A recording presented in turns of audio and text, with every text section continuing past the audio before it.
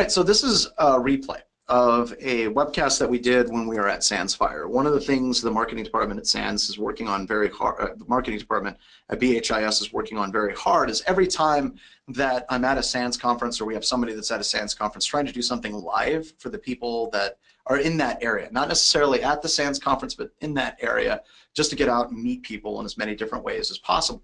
So I wanted to put together a presentation that was basically cyber deception on the cheap in domains. And to be perfectly honest, this was also used for the SANS 550 course, Active Defense Cyber Deception and Offensive Countermeasures, which, by the way, is now killed. SANS is going to run it one more time. And then it's going on ice for a while. They're going to figure out how they want to retool it and what they're going to do with it, and maybe try to make it a little bit more applicable to corporations and enterprises. So this is meant to go into that class, but it's great as a standalone webcast. So we thought we'd kill two birds with one stone, and we'd rock and roll with it. So commercial cyber deception is really starting to get some amazing traction out there. It's so cool.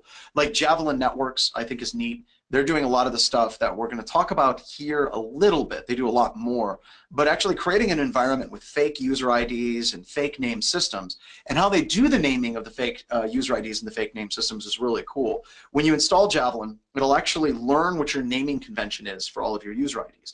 It'll then also learn what your system names are as well.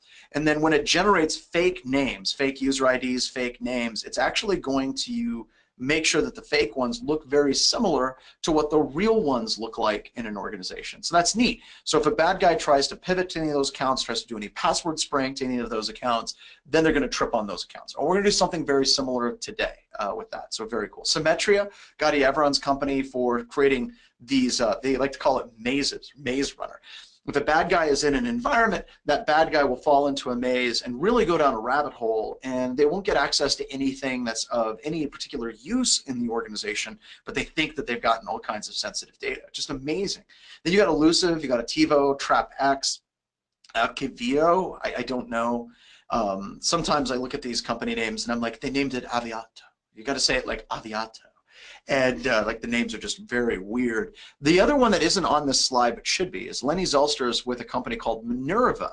And Minerva does cyber deception to malware, which is really, really, really cool. If malware hits a computer system and it starts looking for certain indications on that computer system and processing utexes, it'll actively lie to the malware in real time. So check out Minerva too. Now, these are awesome, and they're brand new products. They're out on the industry, and there's some people that we absolutely love and care for dearly at these organizations. But let's say you're a company that, you know, trying to get budget from management to start implementing these products may not be something that you can do relatively easily. So how do you get the budget? How do you get the funding if you don't have any? Well, you got to prove value in the area of cyber deception. So what I want to do is just kind of show you a couple of cool ways that you can do cyber deception in your own organization. You can do it cheaply and quickly and actually get some impact and actually security detection in your organization with little to no effort to set it up and little to no maintenance moving forward. So why we're doing this is trying to prime the pump, right? Get ideas flowing. One of the things that we think is really, really cool about trying to get these ideas moving in organizations is once we talk about these in webcasts, once we talk about them and we incorporate them into classes or in books, a lot of times then you start seeing vendors start to follow suit and they implement these ideas into their products. And really, computer security as it stands now is very much a super stale industry. Tremendous amount of vendors are still sending endpoint security. They're still trying to sell firewalls and all these standard products they've been selling for years, and they constantly try to redress it and say, no, no, no, this is next generation AV. No, no, no, we're using artificial intelligence to detect threats in the organization. And it really boils down to a lot of the exact same things. And that makes sense from a marketing perspective. Anytime you try to open up a brand new concept, a new idea in a space like computer security, you're working against all of the audit compliance standards from NIST 853, somewhat to the 20 critical controls. And all of these controls say, thou shalt do X, Y, and Z. And that's what management wants to pay for, is X, Y, and Z. So trying to get these products set up and trying to come up with the concepts that people start implementing primes the pump for commercial products. So in a large kind of way, we're trying to help out the commercial vendors that are out there in the cyber deception arena by trying to get these ideas out as much as we can. So we need a fundamental shift in computer security and coming up with new and inventive approaches, and cyber deception is definitely a huge part of that. Whenever we wrote the book, Active Defense, the Cyber Deception book, which is now the new one, is out on Amazon. By the way, people said the cover is absolutely gorgeous, and I agree. It looks awesome. We're pretty excited. Yeah, about it has far fewer grammatical errors. And it's full color. It is full color book. So it's cool, right? The big thing that we broke that book up into is the 3 A's. We have annoyance, we have attribution, and we have attack.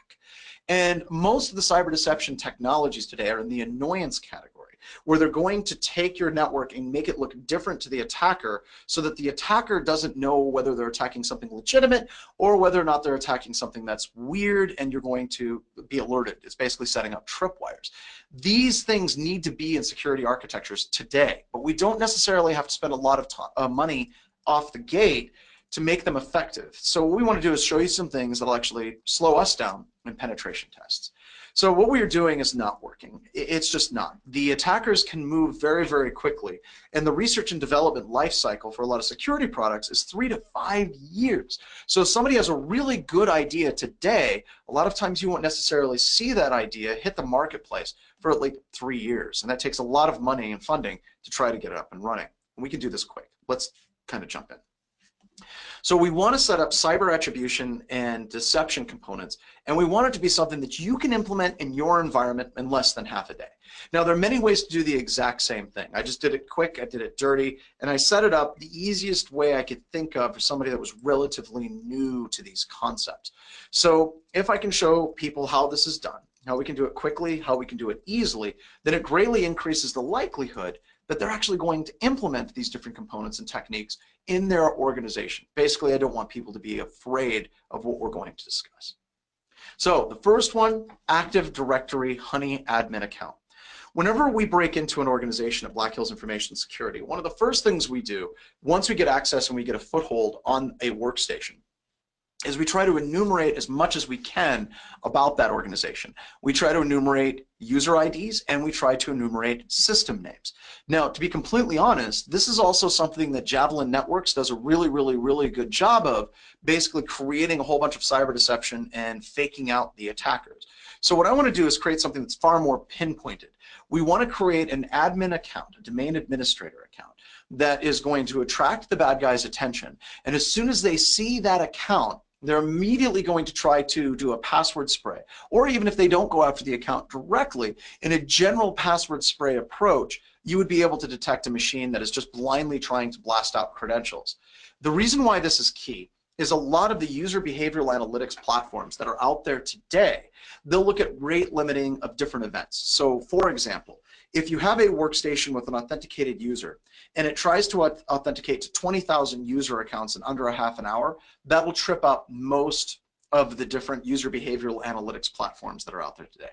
Whereas a real targeted, determined, malicious attacker coming at your organization, they may spread that password spray out for over the course of maybe weeks or months. They do it very slowly. Let's say one account every 5 minutes or 10 minutes, and they can allow that to run for an extended period of time. How would you actually be able to detect that where user behavioral analytics tends to start failing? Now, there's a lot of attacks. Mubix or Rob Fuller has given some presentations and done some research on basically breaking some of these user behavioral analytics products. And while they do have weaknesses, I honestly believe that user behavioral analytics is fantastic and more organizations need to implement it. The big concern that I have is that most of these products are very effective at detecting a penetration tester who has a limited scope, 1 to 2 week engagement time frame, versus attacking a determined attacker that is patient and can run for months in an organization. So how would we detect those more long-term strategy adversaries? Let's go through the steps.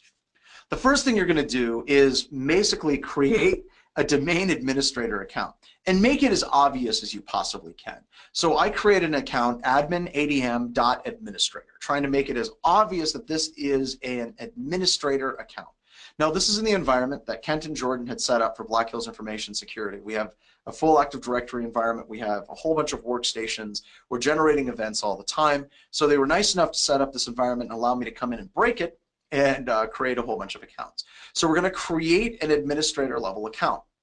Now, do you have to create a domain administrator level account? Not necessarily, but we want to kind of set off like flares that this is an account that you absolutely want to do some investigation into.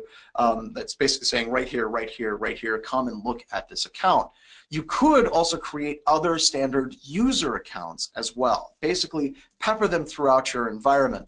And eventually the goal of this is going to be that if anyone tries to access these accounts, then it's going to generate an alert, and then your SIM can actually pick up that alert and then notify you immediately.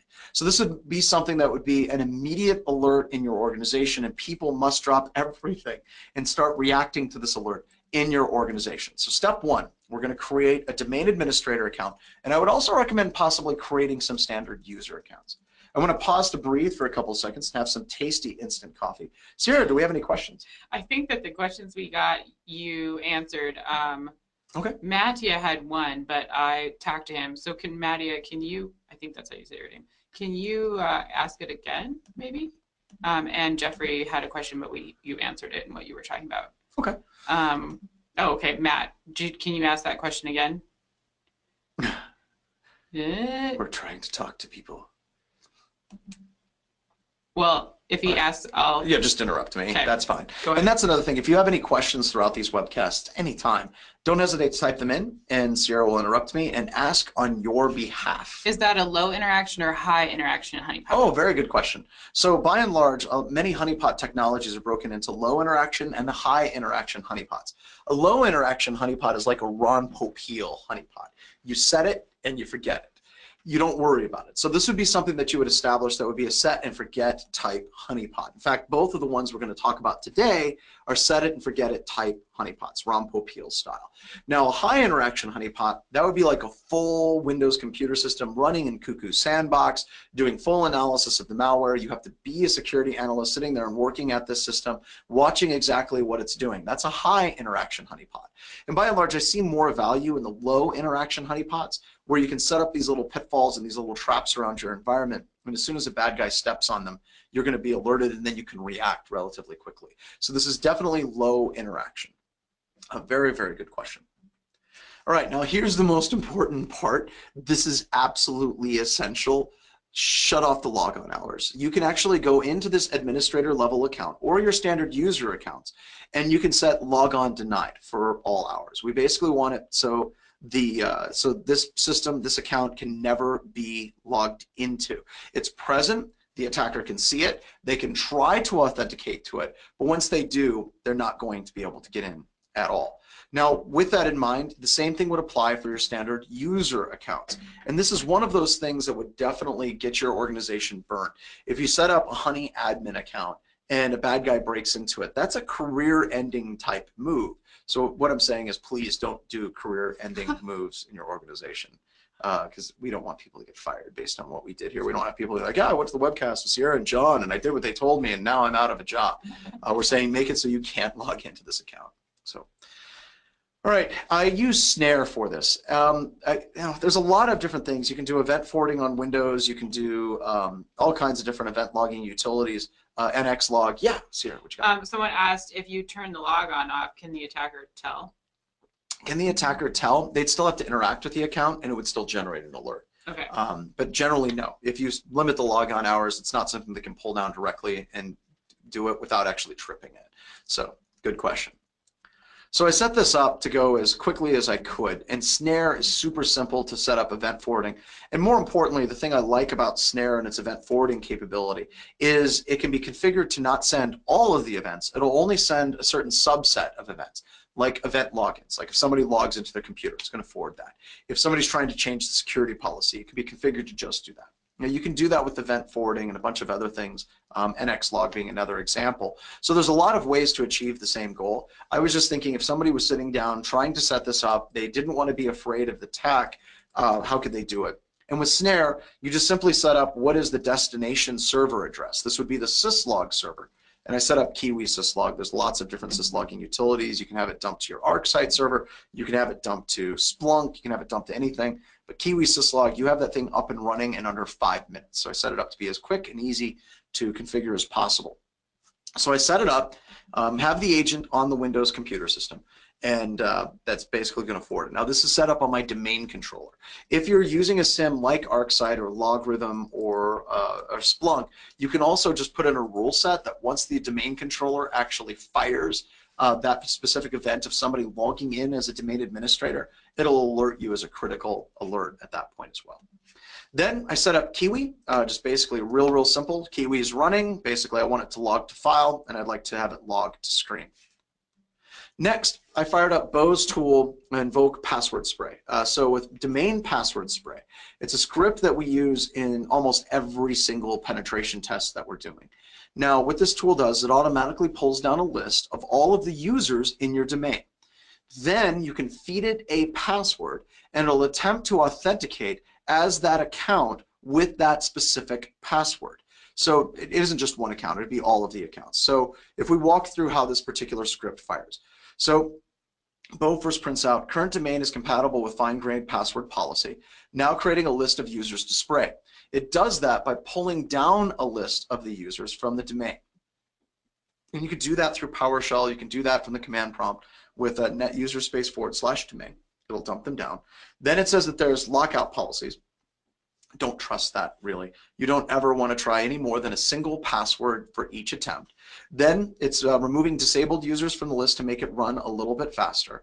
And then it's going to remove users with one attempt of locking out of the list. Then it creates a user list. So it dumps all of those 293 users in this example, puts it into a list. Then whenever you fire up and say we're going to run the password spray at the top, it says the password we're going to try is one password. We're going to try spring 2017 because we love months and years, right? It's on all of our shirts. And I think our Oktoberfest, our Hacktoberfest is autumn 2017. It's autumn 2017, which is pretty cool. So it's going to try that one password against all of these accounts. Generally, that's going to fly under the radar, and it's not going to lock out any accounts. Many organizations, it's 3 failed login attempts, and then it locks the account out. We're going to do one password at a time. And once again, this low and slow. You can also set in some timing in the PowerShell script so it runs over a longer period of time. But this one runs fast because a lot of our engagements are very much limited in the time frame that we can dedicate to the attack. So it runs through the password spray. It says, are you sure you want to perform the password spray against these accounts? And you have to type Y. You have to tell it, yes, I'm absolutely sure. It says password spraying begun at 11:11. And then it goes through and it scans, and you can see it was able to access one account, the Jenkins admin account with the password of spring 2017. Now notice it didn't break into our admin account, our Adam admin account. That's because this particular technique doesn't need to be, they don't have to successfully authenticate at this user account. All they need to do is touch the user account, and then it's going to generate the event log, forward it to Kiwi, and then Kiwi alerts us. And here it is. So you can see that the admin account was accessed at 11:11:53. So it was like 53 seconds into the password spray. An alert was generated. It was a failure audit, which means this was an invalid user ID and password, but it still generated an alert that this particular user account was accessed. And it'll also give us the IP address that it accessed it from. And in this situation, the workstation was WinLab DC, so it was the local system where we can see that authentication. And you can also see down below, it says reason, account login time restriction violation. Not only was the password incorrect, but you can see that it tried to violate the access restriction for the time frame, and this is going to alert that. Now, one of the problems that you would run into in an organization, though, is the total amount of noise of event logs that you're getting. Unfortunately, many environments that have SIM technology, they are generating thousands and thousands of alerts per second in some situations. And Justin at the SANS Institute, an instructor, just came up with a new class. I think its number is 555, which is a fantastic new class about how to do event logging correctly. So that's pretty neat. And Justin and Phil are getting ready on a super secret specialized elk stack. I'm not going to talk too much about it. They're getting the copyright, getting it all like locked down. They do have a really cool logo. It's got like an elk and it has all kinds of digital things, and it's wearing neat goggles. Be on the lookout for that. Question. Jeffrey said, does this require any special auditing to be set in Windows beyond the standard? Nope. The question is absolutely valid. It's an awesome question. Nope. The standard event logging in most Windows environments, this will work just fine because success and failure audits are in fact being recorded and they're being logged. In most environments, all you need to do is set up an alert for this specific account being accessed. Very good question. Any other questions? Nope. We're good right now. Good. All right, so the next one I want to talk about is creating a honey share and a honey doc. So we're going to couple two things together. The first thing that we're going to establish is we're going to create a super secret kind of share that would attract the attention of the bad guys. Now, for those of you that are new to this, a share is a folder on a network that you can share documents out. And if an attacker is running something like Share Finder with PowerShell Empire, they can enumerate all of the shares in your environment. And usually, as a pen testing company or a malicious attacker, they're going to go through the share names and they're going to look for interesting share names. So if you have a share that's just like HR docs, it might be interesting. But if you have a share that's like super secret blueprints for world domination, that's going to be one of the documents that they're going to go for right off the gate. So we want to create a share that's going to attract attention. And once the bad guy actually gets there, we're going to have a document that they can pull down that'll actually beacon back so we can actually track the IP address of the attacker. Not full geolocation, not yet.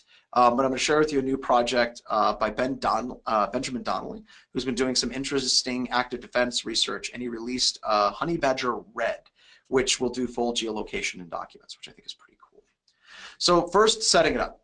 So this is Honey Badger version 2. We're using the standard ADHD setup. So we have the full step-by-step instructions to run ADHD, and this installs on any 1604 system. So this is going to be a system that you want to install out online. So we like DigitalOcean, even though I don't know if people saw it in the news. DigitalOcean had a security vulnerability, a pretty bad one actually, that hit I think within the last 48 hours. So I'll be on the lookout for that. DigitalOcean is going to be patching and updating some servers.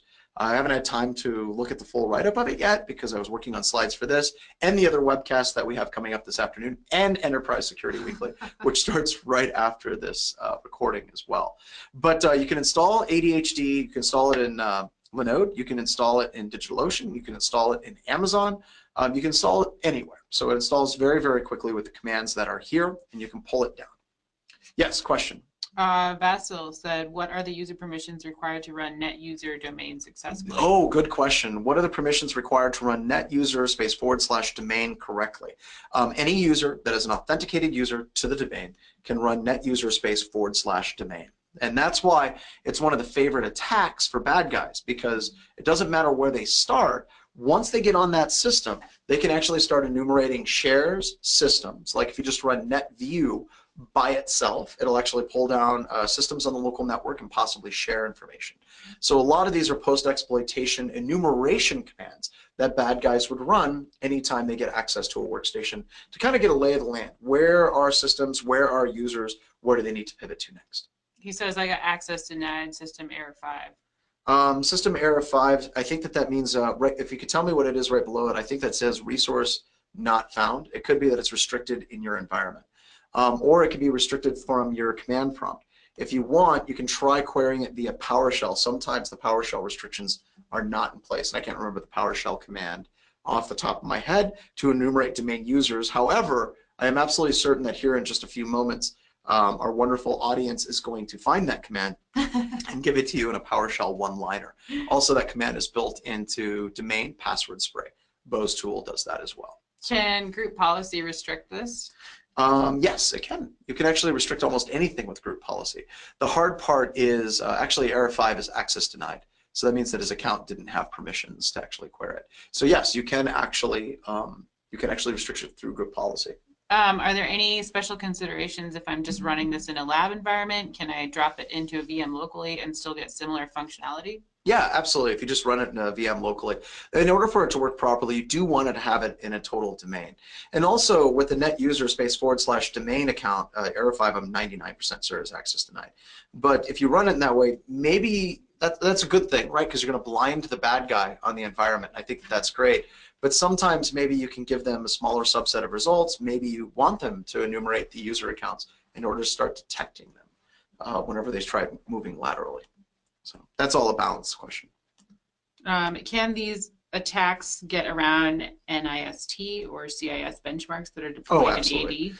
So the question was the NIST benchmarks for like gold image standards and the CIS standards. They have all kinds of different guidelines for secure operating system deployment. Yeah, most of these are going to work. This is at the group policy at the Active Directory level. In fact, a lot of hacking classes are actually using the NIST, I can't remember what they're called, but they have these images of what a secure Windows 7 and a secure Windows 8 and a secure Windows 7 system, 10 system looks like. And a lot of hacking classes these days are actually using those freely downloadable versions in demonstrations in their classes as well. So yeah, don't think for 1 second that if you're using a hardened image from CIS or NIST that your system is completely locked down to all attacks. It makes it more difficult in other ways like rootkit, deployment, things like that. But a lot of these, it doesn't necessarily lock it down effectively. Can you just give a quick description of ADHD for people that don't know? Someone's asking. Very cool. Let's just jump to a demo. I think that's easier. Let's just do it that way. Ooh, a demo. So ADHD. People are like, oh God, not this crap again. So there's always a reason for him to talk about ADHD. So. Well, I like that there's someone that doesn't know about it. I think it's cool. Absolutely. That's awesome. And I just stopped sharing. I got done with SANS 504, and my screen has the source code for the privilege escalation vulnerability by Kaz from years ago, Linux 6.2, and it has some naughty words in it. So, uh-oh. Yeah, Alice is praying to the demo gods for you. Oh, this isn't going to be a problem at all. Good, now I'm doomed. It's not right? that kind now of I'm demo. Doomed. It's not that kind of demo. He doesn't want to derail you, but he appreciates it. No, not a problem. It's just going to take a second. I think it's funny when I butcher your questions and John rephrases them for me. Thank you. Not a problem. I apologize for butchering your names and questions, but I'm learning the things too. Learning all the things. I am. Getting there. Slowly. So ADHD is a collection of a bunch of active defense cyber deception utilities, and I know the font's going to be very small here, but I'm going to make it bigger for everybody. There you go. So ADHD has a large number of different tools installed on it. Artillery, Bear Trap, Beef, CryptoLock, Deny Hosts, all of these. The one that we're going to be dealing with is the web bug server, and all of the tools have step-by-step instructions on how to install them. And by the way, Sierra, could you get the project link from BHIS for ADHD and share it with people so they know where to download it? Yeah. But we're going to be going through the web bug server on how to create a Word document that beacons back home every single time that it is opened. So that's what ADHD is, and it's pretty much maintained now by Benjamin Donnelly. And he's been doing a lot of work on it in between skydiving and other like crazy pursuits. I think Ben's main hobbies are working on ADHD, skydiving, riding motorcycles very fast, and trolling people on the internet. So he helps us out with it, and that's kind of the way he likes to spend his time. So this is in ADHD, and full step-by-step instructions on how to set it up, and it's all free. It doesn't cost anything. So that wasn't a full derail. It's just basically saying, hey, here's something really cool. Go check it out. And I'll put the link in the chat. Awesome. Thank you. So for creating the document, we're following the instructions that are built into ADHD on how to create this document that's going to call back. Now, the cool thing about the callback document is it does not require macros to be enabled. Now, whenever it opens, it is going to say, do you want to enable this document for editing and questions like that? But to be honest, that's something that's talking about tangents. So it used to be in Microsoft Word, if you opened up a document, it would say, there's macros, and macros are dangerous, don't run it. And Microsoft, I guess, got a lot of complaints about that.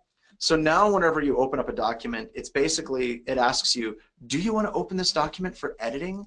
Editing might be dangerous. It's kind of watered down the error, excuse me, and they've also kicked up the amount of times the error kicks out. Like almost every single document that you open now, if it has any type of active content, be it macros, be it cascading style sheets, anything, is asking you the exact same question.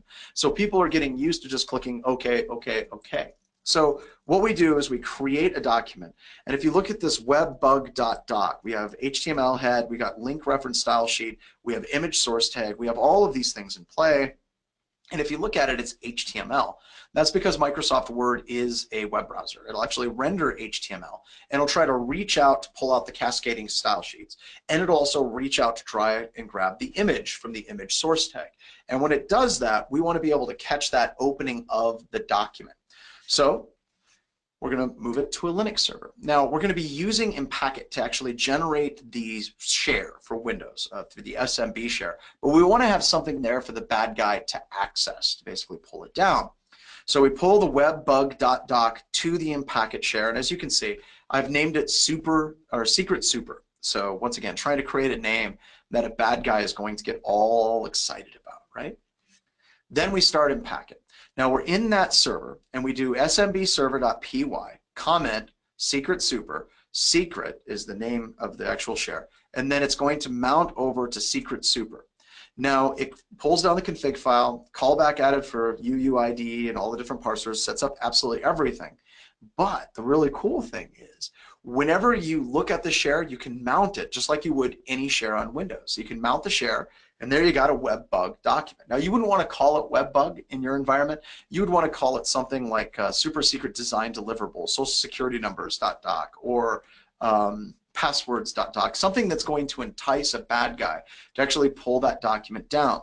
Now, from the network, any Windows computer system can see that share, and you can see the share is 192.168.192.134 in my environment. Now, it's going to be different in yours, and sure enough, if you actually go to that share, it says secret. So now we know that there's a share that is available. So you could actually set up your Windows systems to automatically mount this share or mount it and have it in their share history. Somehow you want to make this so a bad guy can actually see it from a number of locations. And to be fair, this is very similar to what Symmetria does. Symmetria does this in a much more complicated and beautiful way. They stand up multiple systems, they set up multiple shares, they establish breadcrumbs to actually draw the attackers in. So it's really cool from a commercial perspective. But if we're standing it up on the cheap, we're just going to create a share that's called secret, and it's on our super secret share. Let's see what happens when the bad guy accesses it. So whenever the bad guy opens the file, the first thing that file is going to do is it's going to beacon back. Now in your environment, you're going to want to set this up on like a DigitalOcean instance or Amazon or Linode, someplace that the bad guy is going to have the callback go to online, not on the inside of your network. These servers need to be on the outside of your network. So at this point, a lot of people start asking me questions about Tor and different obfuscation networks.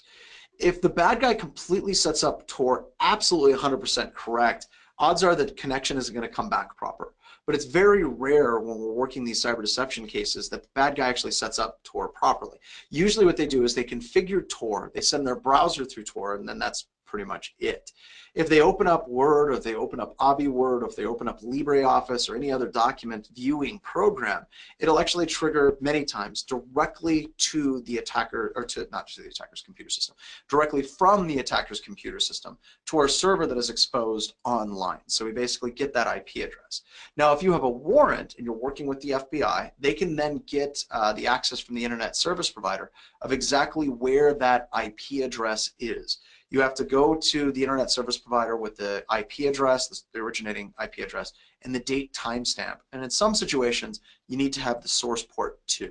It depends on what ISP you're working with. But if you have the IP address, you have the date timestamp, you go to the ISP, where is this IP address? They can usually tell you exactly where that IP address is. And if it's on a phone, many times providers like Verizon or Vodafone and those providers, they can actually tell you the exact latitude and longitude where that document was opened from, and they can even go so far as to tell you where that device is right now.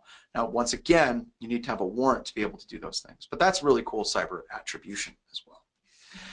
Oh, yes, question. We have a question. It's kind of a question from before, but Tim asks, when you run a Windows net command such as netview and you receive the permission denied error, will that be recorded in the Windows event log? It should be. The question was, whenever you receive the access denied event, I think it's event error 5, whenever you try to do something and it says access denied, it should generate an error. If it does not, you're going to want to go back and tweak your event log settings on your domain controller to basically say where it's being access denied. So like on your system, I don't know if it's access denied from the workstation or if it's access denied at the domain controller group policy level. I'm assuming it's group policy, but if it is, then you would need to configure it. So that'd be something you test. Fire it up, run it a whole bunch of times, and see if your domain event log is showing your system showing multiple failed audits. So write down the name of your computer system, run the command a whole bunch of times, and then you can go into Active Directory's MMC snap-in for Event Viewer and do a filter search for your machine name and pull all the events for that machine and see if it actually showed up there. Cool. Good question. All right, so in Packet is really, really neat from the perspective that it gives us a lot of information about the system that pulled down our sensitive file. So it's serving up the server, and we have the user that pulls down the file. But let's say that the user is on your environment and they're pivoting from another workstation. So like they exploit Sierra's computer. They then pivot and access my computer system. Well, we want to find out where that original computer is compromised from. We just don't want to like identify the bad guy's IP address way out on the internet in the cloud. We want to know what's the internal workstation that they've compromised as well. This will actually record that. So you can see in Packet we've got log levels that we can enable for it to work properly. And then you can see we have an incoming connection from an IP address. In this example, it's 192.168.192.1, which is my Windows host. And the source port 52,000.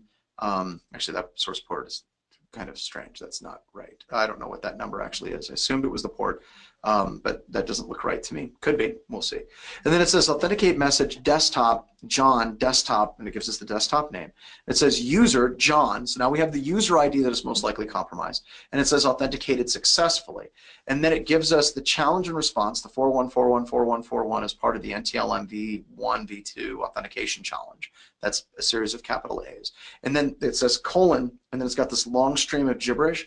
I believe that that's the NTLM v2 password. That's the authentication with the password hash in it. So now we have the password for the system, we have the user account for the system, we have the system name, we have the IP address of the system as well. So now we have enough to actually go and do investigations on that workstation to get additional information about the potential computer that is compromised. And on top of that, we've got the attacker's potential IP address online. Now we can work with law enforcement and say we have an attacker, they've compromised this workstation, they were using these credentials to access this share, and there's their IP address online. We also have access to the workstation. Maybe we can do some forensics analysis on that workstation to get some more information about the attacker. So all told, yes? Wouldn't any semi-smart hacker copy and then open the files offline? Absolutely. If they actually did open the files offline, that would actually stop it. Anytime they tried to open up that Word document, it would shut it down. The problem is attackers really aren't that smart. A lot of times we attribute more to attackers than we should. So they basically, the thought of an attacker would open up every single file in a special sandbox that's completely isolated. I'm okay with that. Let me explain why.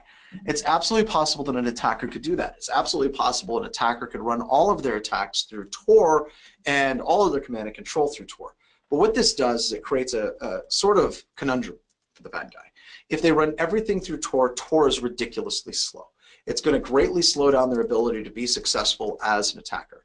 If they have to open up every single document on an offline sandbox computer system, that paranoia is really high, but it's going to greatly reduce their effectiveness as an attacker as far as the number of files that they can look at as well. So there's all these trade-offs, right? So if the point is that if the bad guy does everything, a lot of these things won't be detected. Yes, but we very rarely see the absolute perfect game. It's kind of like, I hate to use a baseball analogy, I don't know why that popped in, but if you're playing baseball, it's kind of the equivalent of saying, well, if we're going up against an absolutely perfect pitcher who throws 108-mile-an-hour like curveballs and it's completely unpredictable, we'll never hit a single ball he throws. That's absolutely correct, but that's not how the real world works. The real world is a lot of attackers have time pressures, just like we do. The real world is the attacker wants to go through multiple things, just like we do. And the fact is, a lot of attackers aren't worried about security on their own computer systems. They're so completely enamored with being the hunters that they never once assume that they're actually the hunted. So, real life is in a lab. Yeah, real life is not a lab at all. And also, I want to be honest, whenever we're doing pen tests, some of our customers will stand up these things, and sure enough, they catch us quite a bit. And that's okay. That's okay. Which brings me to another thing. I didn't get a chance to talk to you too much about this, Sierra, but I didn't feel good just giving a presentation that was the exact same thing that we did in DC. So Bo saw that we were giving this presentation, and Derek and Brian are working on some amazing things for DerbyCon. And they opted to share kind of a preview of some of the stuff that they're working on. They have a webcast scheduled next week. They do, but it's after DerbyCon. Oh, okay. So they're going to preview this? Yeah. So this is a preview of the DerbyCon talk, which is a preview of their webcast next week. Nice. So it's a preview of a Well, their webcast next week should be really fun. Yeah, it's going to be awesome. So here's a little preview. One of the things that they worked on is shutting down or really messing with attackers that are using Responder or using link local multicast name resolution attacks in environments. So, and Packet will serve up fake systems, but the cool thing about Responder Guard, which they've written and they're going to release at DerbyCon, is you can run Responder Guard and it'll basically shoot out LLM&R requests to the network. And then any system that responds back with an answer, it authenticates. But when it authenticates with a user ID and a domain. So in this situation, it's the honey domain, honey user, with a password of 2017. So by seeding in, we're actually kind of tricking the attacker and thinking that there's a vulnerable computer system on the network. And as soon as they try to steal the credentials from that vulnerable system on the network, we give them fake credentials or honey token credentials, so that we can track them even further. So this is one of their tools that they're going to be releasing, and it's just one. There's a whole suite of different tools that they're going to be releasing here shortly at DerbyCon. So this is just a little preview of what they're releasing. And then in the background, it'll actually intercept their authentication and give them fake information. So this is the defender running fake, like LLM&R requests, and it's running Responder Guard. And here's what it looks like whenever they try to use something like Responder on the network. You can see that Responder has captured credentials. It says, oh, well, we captured some credentials for this IP address, 192.168.0.12, honey domain with a honey user, and here's a fake user ID and password or a honey account.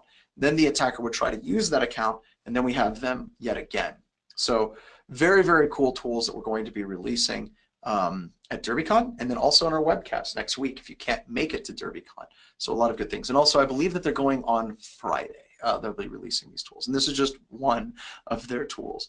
They're trying to come up with all kinds of free alternatives for detecting a lot of post-exploitation attacks. And that's kind of a big thing at BHIS. I'll talk about this at DerbyCon as well when I'm presenting there.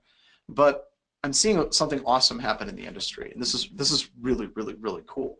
The first thing is a lot of security researchers that have spent a tremendous amount of time coming up with exploitation techniques are now starting to come up with techniques to defend the network. So at BHIS, we have RITA, Real Intelligence Threat Analytics, which I'll be talking about in the talk. Also, we have a functional front end that we haven't released yet for the commercial version. If you guys want to check it out at DerbyCon, swing by and I'll be showing that to people.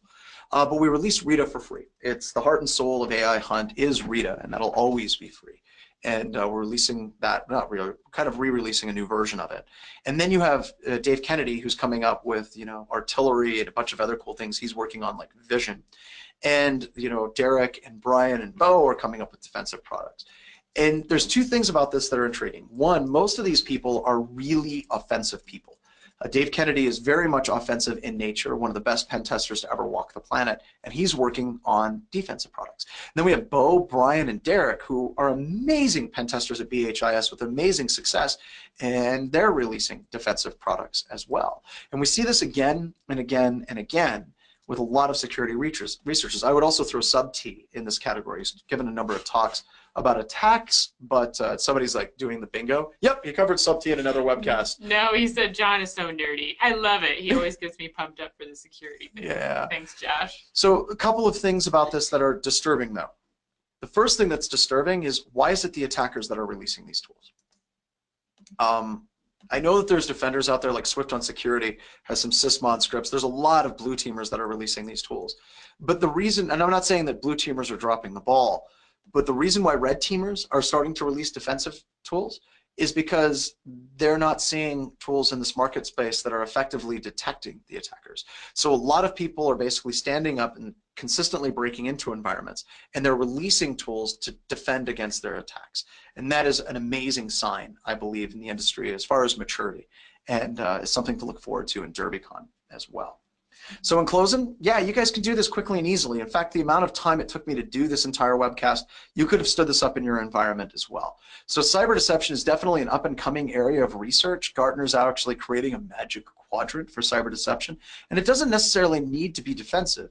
And more importantly, if you were to set these things up before a penetration test, it would be very quick and easy for you to demonstrate to management the effectiveness of this, and then you can start getting funding for Minerva or Symmetria or Javelin or TrapX or any of these other products that are on the market space today. So support your local vendor, take a look at their products, let them do a demo, but start doing these things internally and start looking at some different options, because the traditional security products that we are all working with all the time aren't working. That's why the attackers are trying to come up with new tools and new techniques. So that's it. I want to open it up for any final questions before we close out, and I jump into Enterprise Security Weekly, and then I jump into the Endpoint Security Webcast as well. Yeah, if you have more questions, there were, yes, why instant coffee? Why instant coffee? Question of the day. So the instant coffee thing. So there's a coffee shop right around the corner, and Blackbird Espresso. We go over there, and it's around the corner. Sometimes I don't have time to just go over and get some espresso. Also, our coffee maker, to be completely honest with you, scares the hell out of me. We need an espresso machine, right? Espresso. Espresso? Oh, it's funny. I'll have to share. Is it a pet peeve? No, it's a funny video. I'll share it later. Okay, yeah. Like, I don't get the joke.